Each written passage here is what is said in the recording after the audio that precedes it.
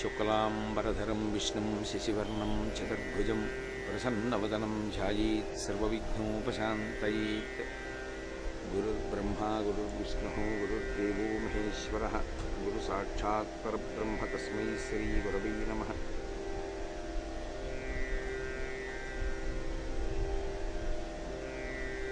व्यासाय विष्णुरूपाय व्यासरूपाय विष्णवे नमो वै ब्रह्मनिधये वासिष्ठाय नमो नमः।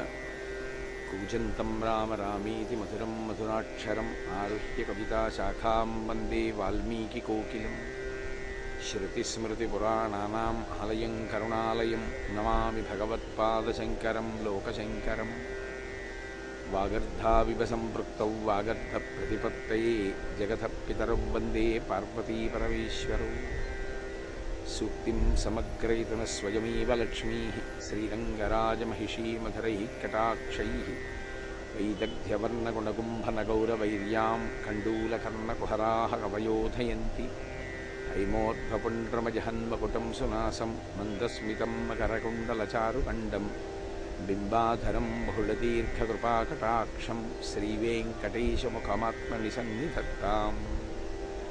विमलपटी कमलकुटी पुस्तकरुद्राक्षस्यस्तहस्तपुटी कामाक्षी पक्ष्मलाक्षी कलितविपञ्ची विभासि वैरिञ्ची।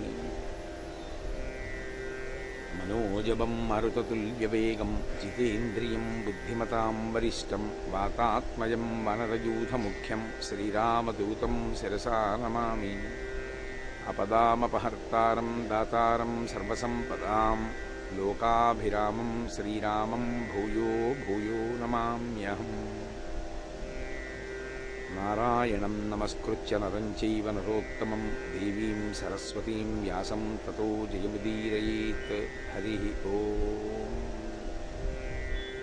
నేను మీతో మొన్న మనవి చేసి ఉన్నాను, అసలు శ్రీకృష్ణ పరమాత్మ యొక్క జననమే ఒక లీల.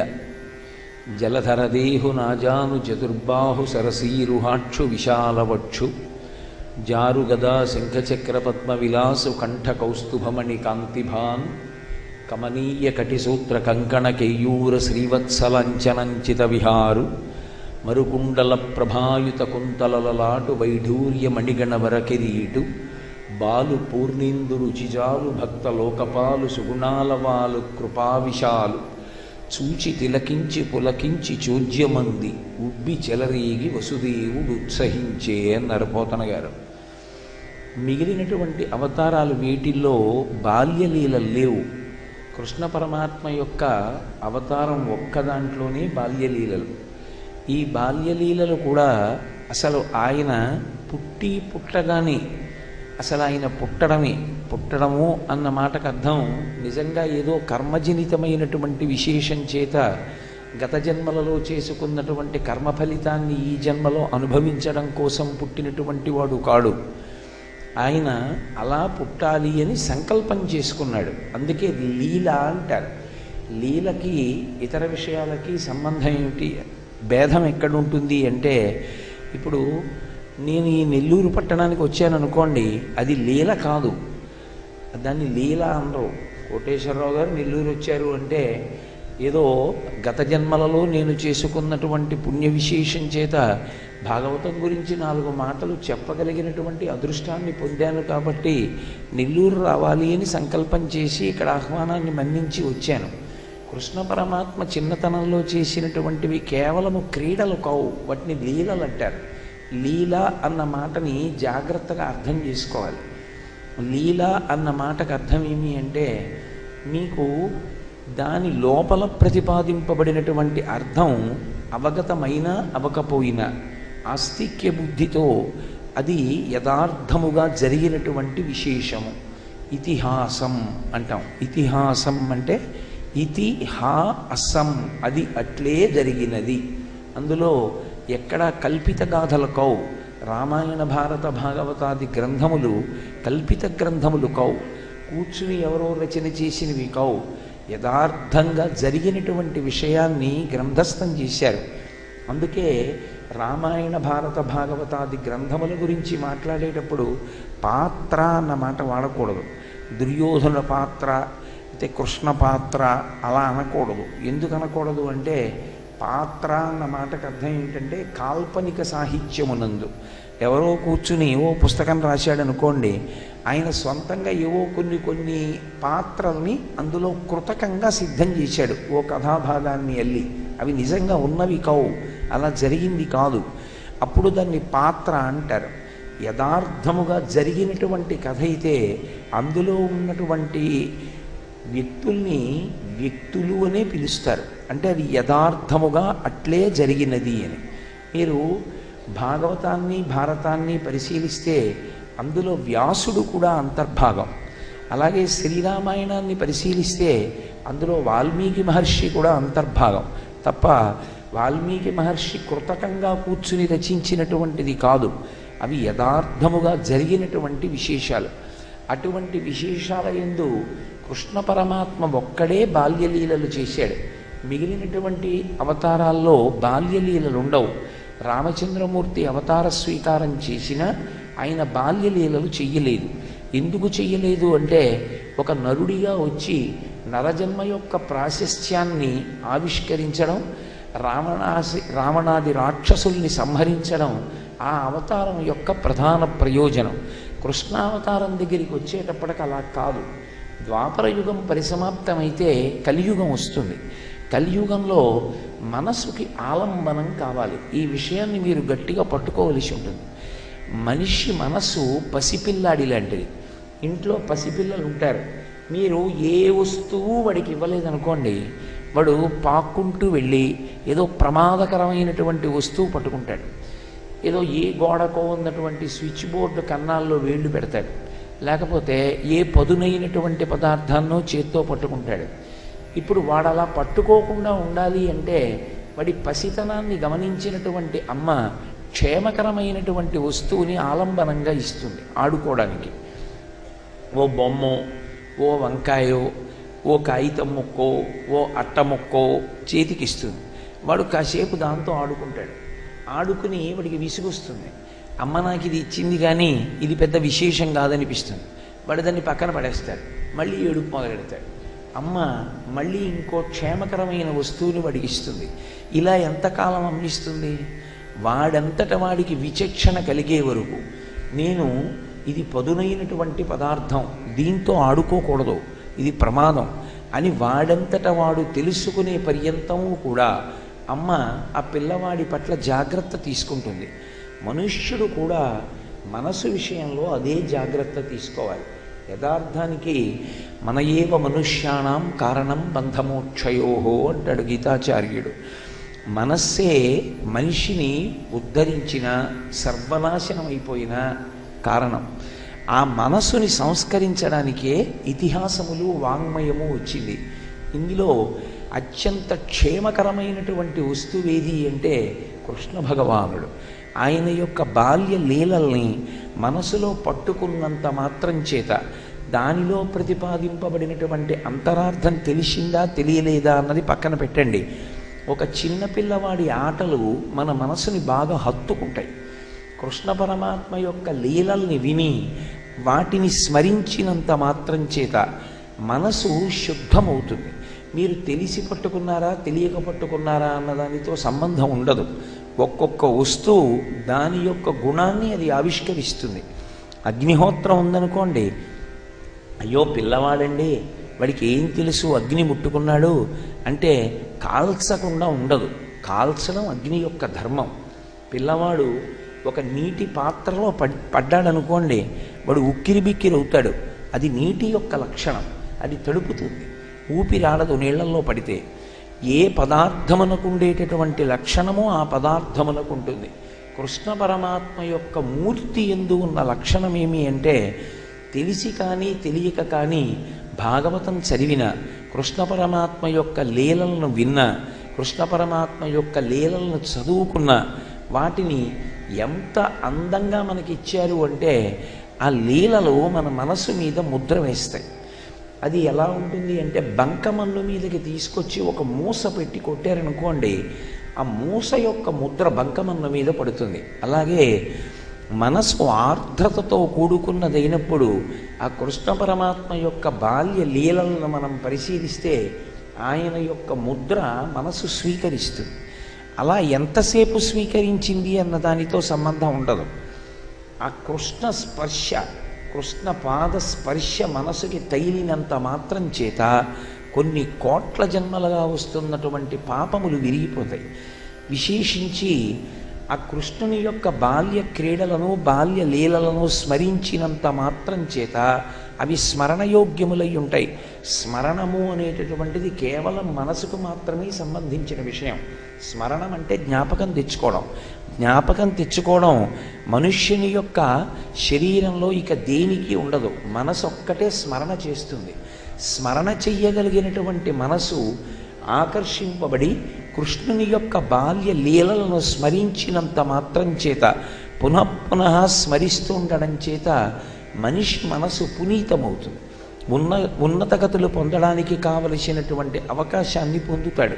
అందుకే ద్వాపరయుగం చివరిలో ఈ కృష్ణలీలలన్నీ కూడా కలియుగంలో పుట్టేటటువంటి వాళ్ళకి ఉపయోగపడాలని పరమాత్మ ఆ లీలలు చేసి చూపించారు. కృష్ణుని యొక్క బాల్య లీలలకు సంబంధించినటువంటి చాలా గొప్ప విషయం ఏమి అంటే కేవలం వ్యాసుల వారు భాగవతంలో ఇచ్చినవే కాదు. వ్యాసుల వారు ఎన్నిటిని దర్శనం చేశారో అంతకన్నా పోతన గారు దర్శనం చేశారు. పోతన గారి కన్నా లీలాశుకుడు దర్శనం చేశాడు. లీలాశుకుని కన్నా మధుసూదన సరస్వతి దర్శనం చేశారు. ఇప్పటికీ కృష్ణ భక్తి కలిగినటువంటి వాళ్ళు శ్రీకృష్ణుని యొక్క బాల్య లీలలను తమ యొక్క అంతర్ముఖత్వమునందు దర్శనం చేసి రోమాంచితులై ధ్యానమునందు పరవశాన్ని పొందుతూ ఉంటారు. అటువంటి తత్వము కృష్ణ లీలలకు ఉన్నది. ఆయన సర్వజ్ఞుడు పిల్లవాడిగా ఉన్నప్పటికీ. కానీ విచిత్రం ఏమిటంటే తల్లిదండ్రులకు మాత్రం తెలియదు. ఈ పిల్లవాడు నా పిల్లవాడు కాదు అని నందయశోదలకి తెలియదు. కానీ కృష్ణుడికి తెలుసు, నేను వీళ్ళ పిల్లవాడిని కాను, నేను దేవకీ వసుదేవులకు జన్మించాను, ఇక్కడికి నేనే వాళ్ళని ఆజ్ఞాపించి వచ్చాను అని. అందుకే అసలు కృష్ణ పరమాత్మ యొక్క జననమే ఒక పెద్ద లీల. జననము అని నేను వాడినప్పుడల్లా మీరు ఒక విషయాన్ని జ్ఞాపకం పెట్టుకోవాలి, అవతార స్వీకారము అని. అవతార స్వీకారమే ఒక పెద్ద లీల. ఆయన నందవ్రజంలో నందయశోదల దగ్గరికి చేరాడు.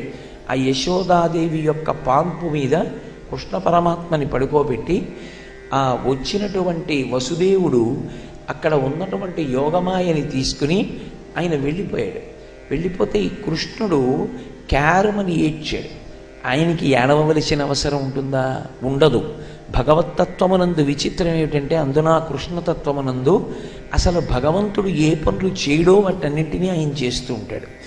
అసలు ఆయన ధ్యానమునందు తపస్సునందు తప్ప గోచరమయ్యేవాడు కాడు. అటువంటి వాడు ఎంత కిందకి దిగొచ్చేసాడంటే గోపాల బాలుర యొక్క వంశమునందు జన్మించాడు. వాళ్ళకు ఒక లక్షణం ఉంది, వాళ్ళు తలకడిగితే మొలకడగరు, మొలకడిగితే తలకడగరు. వాళ్ళకి ఉదయం వేళ స్నానం చేసే అలవాటు ఉండదు. వాళ్ళు పశుపోషణం చేసి సాయంకాలం వచ్చి స్నానం చేస్తారు. అన్నిటినీ మించి వాళ్ళు సద్దన్నపు మూట పట్టుకెళ్ళి తింటూ ఉంటారు. ఈశ్వరుడు ఎక్కడా? హవిస్సు పుచ్చుకునే ఈశ్వరుడు గోపాల బాలుడు ఎక్కడా అంటే కృష్ణావతారంలో ఆయన కిందకి దిగొచ్చినట్టుగా బహుశः ఏ అవతారంలోనూ అంత కిందకి ఆయన దిగి రాలేదు. అటువంటి పరమాత్మ ఆ నందవ్రజంలో యశోదాదేవి యొక్క పాన్పు పక్కకి చేరాడు. ఎందుకు అసలు ఆయన నందవ్రజానికి చేరాలి? నేను మొన్న మీతో మనవి చేశా, బ్రహ్మగారు ఆ ధరాద్రోణులకు వరం ఇచ్చారు, కృష్ణుణ్ణి సేవించే భాగ్యం మీకు కల్పిస్తామని. అందుకని వాళ్ళిద్దరూ నందయశోదలుగా వచ్చారు కనుక తానక్కడికి వెడితే తప్ప తనని సేవించడానికి వాళ్ళకి అవకాశం కలగదని తాను బయలుదేరి నందవ్రజానికి చేరుకున్నాడు. ఆంతరమైనటువంటి విషయము, మధురానగరాన్ని కంసుడు పరిపాలించినంత కాలము కృష్ణుడు ఉండడు. మధురమైనటువంటిది మనస్సు. దాన్ని కంసుడు పరిపాలించడము అంటే, కంసుడు అంటే కామము, కామభూయిష్టమైనటువంటి మనసు యందు పరమాత్మ ఉండడు. ఆయన ఎక్కడ ఉంటాడు అంటే నందవ్రజాన్ని చేరుతాడు. నందవ్రజము అంటే ఆనందదాయకమైనటువంటి స్థితిని పొందినవారు. ఎందుకని? ఉపనిషత్తులన్నీ గోవులుగా వచ్చాయి. ఋషులందరూ గోపకాంతలుగా వచ్చారు. అటువంటి నందవ్రజంలో పరమాత్మ విహరించవలసి ఉంటుంది. అందుకే ఆయన నందవ్రజానికి వెడతాడు. మళ్ళీ ఆయన మధురకు వచ్చాడు అంటే ఇక కంసుడు ఉండడు. 2, కృష్ణుని యొక్క బాల్య లీలల యందు ఒక్కొక్కరిని పుట్టిన దాదిగా రాక్షసుల్ని సంహరిస్తూ వెళ్ళిపోయాడు కాబట్టి సరిపోయింది. కానీ లేకపోతే ఈ రాక్షసులందరూ నిజంగా కురుక్షేత్ర యుద్ధంలో తలపడితే పాండవులకు వాళ్ళని దునుమాడడం ఎంత కష్టమై ఉండేదో. అందుకని ఆ నందవ్రజానికి చేరుకున్నాడు.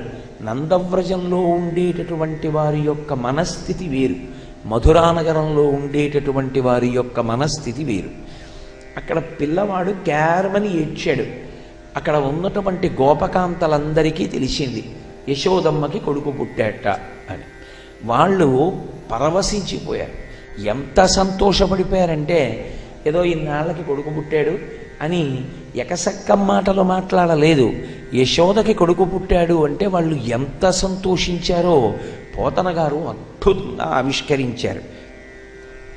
ఏమినోము ఫలము ఇంత ప్రొద్దొక వార్త వింటిమ బలలార వీనులలర మన యశోద చిన్న మగవానిక నినట చూచివత్తమమ్మ సుగతులార అంటారు వాళ్ళు.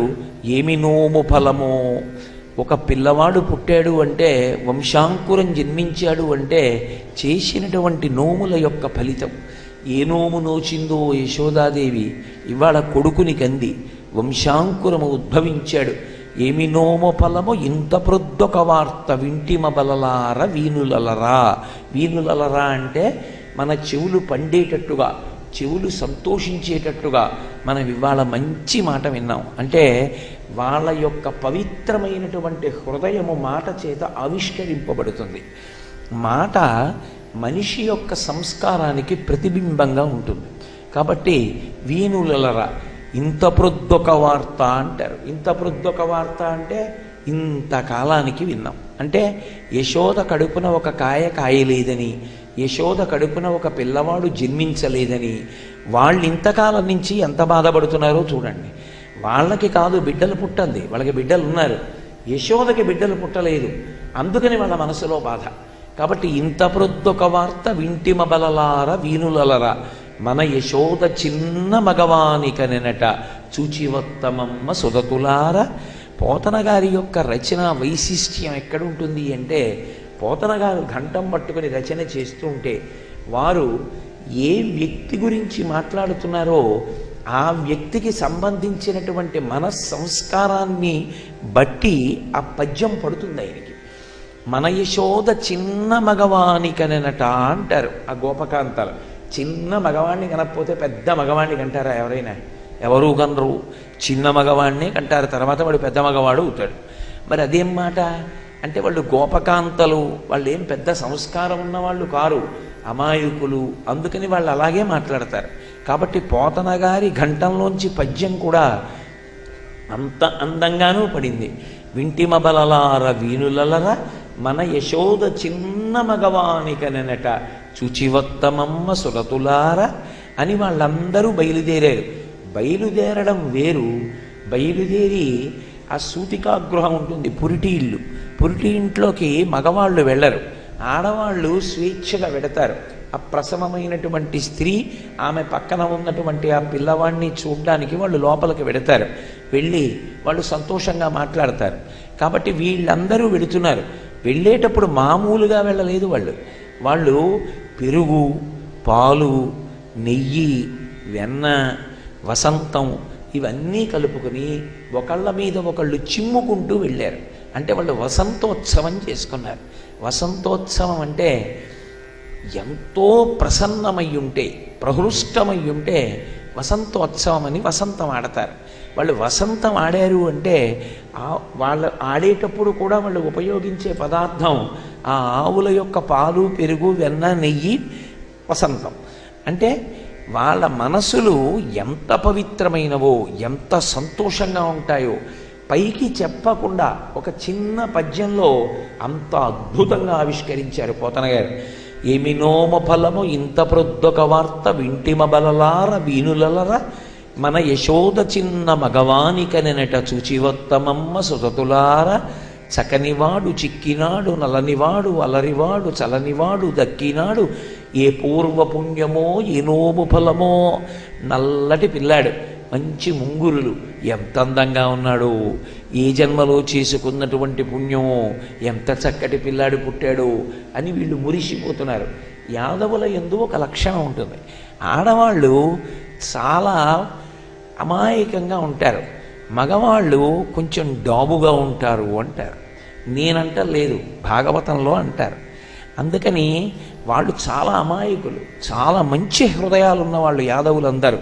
కానీ ఎంతసేపు కూడా కొంచెం డాంబికం ప్రదర్శించే ప్రయత్నం చేస్తారు.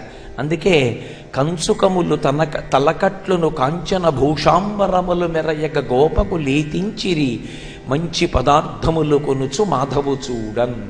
గోపబాలురు మాత్రం వచ్చేటప్పుడు ఎలా వచ్చారు అంటే కంచుకములు తలకట్లను కాంచన భూషాంబరములు, ఇంట్లో ఉన్న మంచి మంచి బంగారు ఆభరణాలన్నీ తీసివేసుకున్నారు, తలకి పాగాలు చుట్టుకున్నారు, మంచి మంచి ఉత్తరీయాలు వేసుకున్నారు, మంచి డాబుగా బయలుదేరారు. ఎందుకని? వీళ్ళు ప్రసూతి గృహంలోకి వెళ్ళరు, బయటే కూర్చుంటారు. మరి ఎవరితో మాట్లాడతారు? నందుడితో మాట్లాడతారు. ఏమని మాట్లాడతారు? చాలా సంతోషం నందా, నీకు ఇన్నాళ్ళకి కుమారుడు కలిగాడయా, మేమంతా ఎంతో ఆనందిస్తున్నాం. మరి నందుడు ప్రభువు, వాళ్ళు వెళ్ళేటప్పుడు కొంచెం డాంబికంగా వెళతారు. అందుకని ఎవరి మనస్సు ఎలా ఉంటుందో దాన్ని బట్టి పోతన గారి పద్యం అలా పడింది. కాబట్టి కంచుకములు తలకట్లును కాంచన భూషాంబరములు మెరయగ గోపకు లేతించిరి మంచి పదార్థములు కొనుచు మాధవు చూడన్. కానుకగా పిల్లవాడు పుట్టాడు కాబట్టి మంచి మంచి పదార్థాలన్నింటినీ తీసుకుని, ఏమిటి మంచి మంచి పదార్థాలంటే పాలు, పెరుగు, నెయ్యి ఇలాంటివన్నీ వాళ్ళు పాత్రల్లో పట్టుకొని ఆ నందుడికి బహుమానం చేయడం కోసం సంతోషంగా బయలుదేరారు. ఇందులో ఒక గమ్మత్తు, పరమేశ్వరుని యొక్క అవతార ఆవిర్భావం జరిగితే నోరు ఉన్నటువంటి వాళ్లే కాదు, ప్రకృతి అంతా కూడా పరవశిస్తుంది. మనం అంత బాగా పట్టి పట్టి చదవం. కానీ ఎప్పుడైనా మీరు పురాణం కానీ కావ్యం కానీ చదివేటప్పుడు ఒక విషయాన్ని పరిశీలిస్తే మీకు అర్థమవుతుంది. శకునముల గురించి చాలా విశేషంగా చెప్తారు. శ్రీరామాయణం శకున శాస్త్రం, ఎన్ని శకునాల గురించి మాట్లాడతారో శ్రీరామాయణంలో. భగవంతుని యొక్క అవతార ఆవిర్భావము జరిగినప్పుడు వాతావరణం అంతా ప్రశాంతమై పిల్ల తెమ్మెరలు వస్తాయి, దానితో పాటుగా దిక్కులన్నీ వెలుతురు పొందుతాయి. వాటికి భగవంతుడన్న మాట తెలియకపోయినా సమస్త ప్రాణులు కూడా ఎంత ఆనందాన్ని పొందుతాయో. కారణం ఏమిటంటే ఆ భగవతత్వమునకు ఉండేటటువంటి లక్షణం అలా ఉంటుంది. సుహృతంబులయ్యశిఖలున్ కళ్యాణమిక్కాలమున్నంటారు వామన చరిత్రలో పోతన గారు. ఆ బ్రహ్మచారి రూపంలో వామనమూర్తి నడిచి వస్తూ ఉంటే అగ్నిహోత్రంలో, ఆ అగ్ని గుండంలో, యజ్ఞంలో ఉన్నటువంటి ఆ అగ్ని పైకి పైకి పైకి పైకి లేచిందిట. మహాపురుషులు, భగవత్తత్వము, భగవంతుడు ఇటువంటివి వస్తున్నప్పుడు అగ్ని శిఖలు శిఖలుగా పైకి లేస్తుంది. ఇవన్నీ వాతావరణంలో కలిగేటటువంటి మార్పులు. ఆయన యొక్క ఆవిర్భావానికి ప్రకృతి అంతా పరవశించిపోతుంది. అందుకని వాటికి తెలుసా కృష్ణుడు భగవంతుడని?